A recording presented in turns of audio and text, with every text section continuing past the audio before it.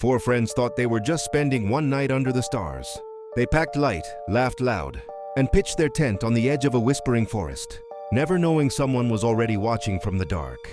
By sunrise, three of them would be dead. One would swear he'd seen a figure with glowing red eyes.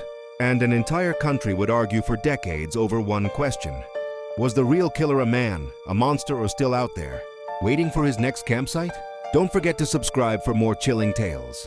Tell us in the comment section where you're listening from. We'd love to know. This is Silence After the Screams. On a warm afternoon in June 1960, 15-year-old Mia Yorkland stepped off the back of her boyfriend, Niels Gustafsson's motorcycle after an 18-mile ride from their southern Finland hometown. The pair arrived at a stunning forest-encircled lake, Bodom Lake, perfect for camping with Niels' best friend Seppo and his girlfriend Anya, who trailed minutes behind on their own bike. Mia gazed at the sparkling water, dotted with boats and swimmers, feeling the serene wildness. Despite the crowd this spot promised an ideal pre-birthday escape for her upcoming 16th, Seppo roared up dramatically, skidding his bike to impress Mia, who burst into laughter as Niels shot a brief scowl before joining in. The friends hugged, bantered about bikes, and headed to the lakeside snack kiosk for beers and sodas, brushing off Mia's fleeting worry that Niels might misread her giggles as flirting. Inside the dim shack, a hostile woman later revealed as the campground owner's wife snapped at them, slamming drinks down amid empty beer bottles lining her home's porch, hinting at her troubled life. She warned them curtly to camp far away, shooing them off with shouts about wild teenagers ruining her peace, leaving Mia unsettled while the others laughed it off. Minutes later, on motorcycles rumbling down a wooded path, they reached a secluded peninsula jutting into the lake, ringed by dense birch trees for privacy and views. They pitched a simple canvas tent between trunks, cracked open beers, and settled in, Mia's unease fading amid the thrill of Niels' cool leather jacket, vibe, and their budding romance. Chatting and sipping for an hour, the group shared stories. Under the endless white night glow, Finland's midnight sun haze, painting the sky ethereal. They swam in the cool lake, drank dockside, then sprawled watching the non-sunset.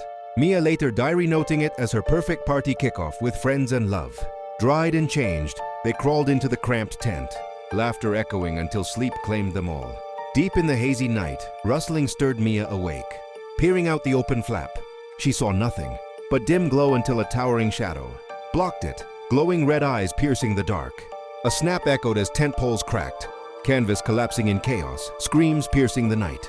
Mia fought free but fell victim to brutal blows and 15 stabs, some post-mortem. Inside, Anya and Seppo were bludgeoned and stabbed through fabric. Niels lay unrecognizable, head pulped, yet gasped alive as police later arrived. Dawn broke empty, save two fishermen spotting a blond man fleeing the site. A father and sons discovered the horror mid-morning. Crumpled tent shrouding bodies, prompting frantic police calls. Investigators puzzled. Missing wallets suggested robbery, but bikes remained, keys gone. Niels' jacket and shoes vanished, odd for mere theft. Military sweeps found the bloody shoes 500 meters away, worn then ditched by the killer, tracks confirming flight. Niels survived after agonizing recovery, recalling only the red-eyed shadow amid amnesia. Over 4,000 interviews yielded little. Fisher Boy's blonde runner sketch flooded tips, mostly duds.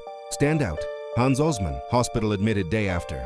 Drunk, filthy, red-stained, violent history, but alibi solid with girlfriend's family 15 miles away. A nearby camper recalled pre-attack male shouts, fueling theories of Niels Seppo. Jealousy over Mia, case, iced for 44 years until 2004, prosecutors charged 62-year-old bus driver Niels, citing shouts, him versus Seppo over Mia, and shoes, blood outside, not his, implying he killed in them, hid them self-injured. Trial saw Niels steadfast, only the shadow with red eyes. Jury acquitted, Finland compensating his trauma. Lake Bodom gained infamy, drawing morbid tourists. Years after the murders, locals stopped calling it the old campsite. Instead, they gave the cliff path and the caves beneath the lake a new name, the Whispering Labyrinth. At night, when the moon hangs low and the water turns the color of old bruises, people say you can still see a lone figure standing on the edge of the ravine, staring across an impossible bridge of chains and shadow. Some swear it is Mia, still trying to cross back to the life she lost. Others insist it is the killer, trapped in the place his guilt carved out of the dark. Below the cliffs, the caves breathe with a cold mist that never rises above the waterline. Police divers who once searched those depths talked quietly about hearing things, muffled voices, Footsteps on rock, the creak of a rope bridge swaying in a wind that wasn't there. One diver refused to go back after he shown his light across a narrow chasm and saw what looked like a stone skull staring back at him from the far wall, its eyes hollow and waiting. His footage showed nothing but rock, but he quit the force a week later. Now, the bravest tourists come for the story, not the view. They follow a worn trail through twisted trees to a rotting wooden sign somebody nailed. There is a joke. The Whispering Labyrinth. They laugh, take pictures, and dare each other to step closer to the edge. But when the wind shifts and the lake fog crawls up the ravine, the laughter dies. From somewhere far below, a single sound rises, chains clinking, as if something unseen is still crossing a bridge in the dark, still trying to escape a crime that refuses to stay buried.